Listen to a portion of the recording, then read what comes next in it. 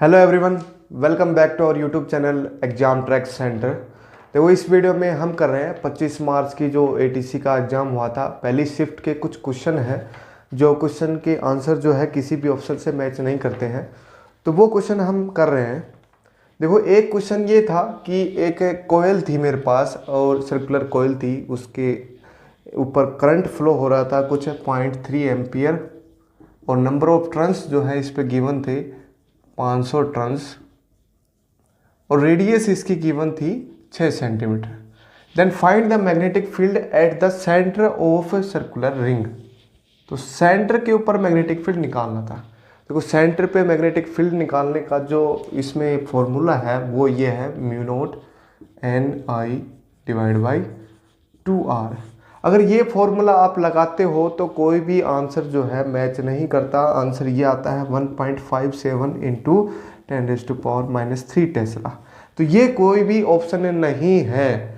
तो उन्होंने क्या किया है, ये फॉर्मूला जो है जिसने भी पेपर सेट किया था वो फॉर्मूला ही गलत लगाया है। उन्होंने फॉर्मूला जो है ये लगाया है 2πr क्या है नीचे, अगर इसको पाई से डिवाइड करोगे तो ये आंसर आएगा,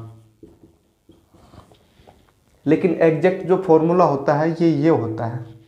जो 2π लगता है ना, पाई वो उसके लिए लगता है जो इनफाइनाइट वायर थी और उसके r डिस्टेंस पे अगर हम मैग्नेटिक फील्ड कैलकुलेट करते हैं तो उसके लिए जो फॉर्मूला बनता है वो बनता है 2πr, नीचे ऊपर सेम फैक्टर रहता है। ठीक है, तो इससे अगर वैल्यू कैलकुलेट करोगे इस फॉर्मूले से तो ये वैल्यू बनती है जो कि किसी भी आंसर में नहीं है। तो ये इसके सारे के सारे ऑप्शन जो है गलत है। ठीक है, क्वेश्चन ही गलत है। देखो, एक क्वेश्चन था कि a point charge Q is located on the axis of disc of radius r।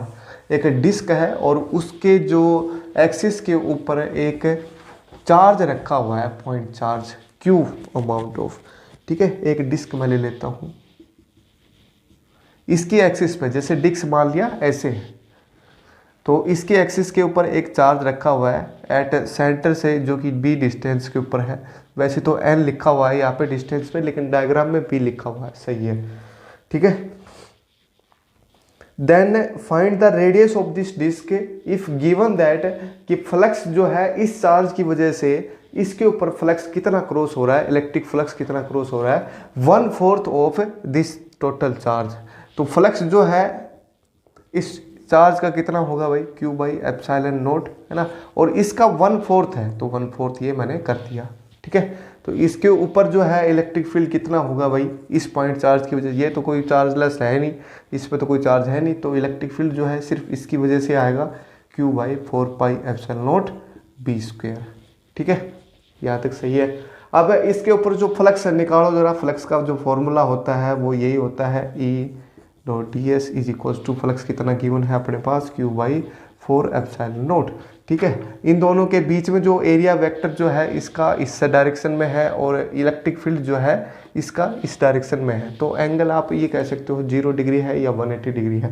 तो ई इलेक्ट्रिक फील्ड कांस्टेंट रहेगा तो इसको बाहर करो, तो ds Q/4πε0। अब डिस्क का जो एरिया होता है वो सिंपल सर्कल के एरिया के बराबर ही होता है, πr² Q/ε0 था, सॉरी ये 4/ε0। तो यहाँ से रेडियस निकालनी है, रेडियस निकालो, इलेक्ट्रिक फील्ड को भी इधर ले आओ, तो रेडियस जो होगी स्क्वायर जो होगा Q/4πε0 और इलेक्ट्रिक फील्ड की वैल्यू पुट करो Q/4πε0 b²। तो ये तो कैंसिल हो गया, बच गया रेडियस जो है किसके बराबर आ गई, अब b के बराबर आ गई। आंसर में ये गिवन है radius is equals to √3 times b। ये आंसर तो मैच नहीं करेगा। ठीक है, ये कोई भी ऑप्शन के अंदर नहीं है, रेडियस जो है इसकी लेंथ के बराबर होगी। ठीक है, इसके आसपास जो आंसर है अपना वो आंसर है √2b। तो ये आंसर हमारा क्लियर हो सकता है, इसके आसपास जो आंसर है ये है। अगर आंसर आपको एटीसी को आंसर करना होगा तो इसके नियर बाय ही करेगा, तो ये आंसर होगा इसका। ठीक है, नेक्स्ट क्वेश्चन देखो क्या है। अब एक क्वेश्चन था कि एक फ्रिक्शन का क्वेश्चन था, एक डायग्राम गिवन था और वेलोसिटी वर्सेस टाइम का एक ग्राफ गिवन था, उसके अंदर एक्सेलरेशन निकालना था और फ्रिक्शनल फोर्स निकालना था। देखो जैसे क्या है ये डायग्राम, देखो ग्राफ। कर्व जो है ये है टाइम वर्सेस वेलोसिटी, और यहाँ से मैं सीधा बना देता हूँ। ये जो टाइम था 8 सेकंड था और ये था अपना 80, ठीक है, 80 मीटर था। तो इसके अंदर एक्सेलरेशन क्या होता है भाई, एक्सेलरेशन क्या होता है, slope of velocity time graph, है ना, वेलोसिटी टाइम ग्राफ का स्लोप निकालना है हमें। तो y2 माइनस y1 मतलब v2 माइनस v1 करो। v2 कितना है, देखो ये है, और v1 ये है। तो v2 कितना है भाई 80 है, माइनस v1 कितना है 0 है, डिवाइड बाई t2 मतलब ये वाला टाइम माइनस में ये वाला टाइम, तो 0 माइनस में 8, तो ये आ गया माइनस ऑफ 10 मीटर पर सेकेंड स्क्वायर। ये तो अपना आ गया एक्सेलरेशन। अब मास गिवन था 250 ग्राम जो है, इसको किलोग्राम में कन्वर्ट करोगे तो 0.25 किलोग्राम हो गया, है ना। अब हमें फोर्स निकालना है, फ्रिक्शनल फोर्स। देखो ये क्या है, डी एक्सेलरेशन है, माइनस साइन है, डी एक्सेलरेशन ऑलरेडी गिवन है, ठीक है। तो इसमें कोफिशिएंट ऑफ फ्रिक्शन वगैरह कुछ फैक्टर नहीं आएगा, क्योंकि ये जो एक्सेलरेशन है ये ऑलरेडी फ्रिक्शनल की वजह से है, ठीक है। तो इसमें जो फ्रिक्शनल फोर्स बनेगा वो क्या बनेगा, मास इनटू में एक्सेलरेशन। तो इन दोनों को मल्टीप्लाई अगर आप करोगे तो ये आएगा 2.5 न्यूटन, जो कि किसी भी ऑप्शन के अंदर नहीं है। ये तो दो ऑप्शंस के अंदर है, लेकिन ये जो आंसर है और ये आंसर दोनों एक साथ जो है किसी भी ऑप्शन के अंदर नहीं है। तो ये क्वेश्चन के आंसर भी गलत है, ठीक है।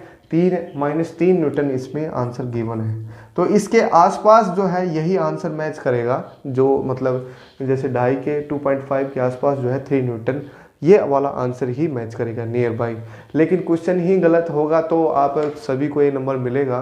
क्वेश्चन तो गलत है ही, लेकिन इसके आसपास तो नंबर, इसके आसपास आंसर ढूंढने की कोशिश करेंगे वो लोग, तो इसके आसपास जो आंसर होगा यही होगा। तो ये आंसर मेरे ख्याल से ठीक माना जाएगा, और -10 और -3 न्यूटन, ठीक है।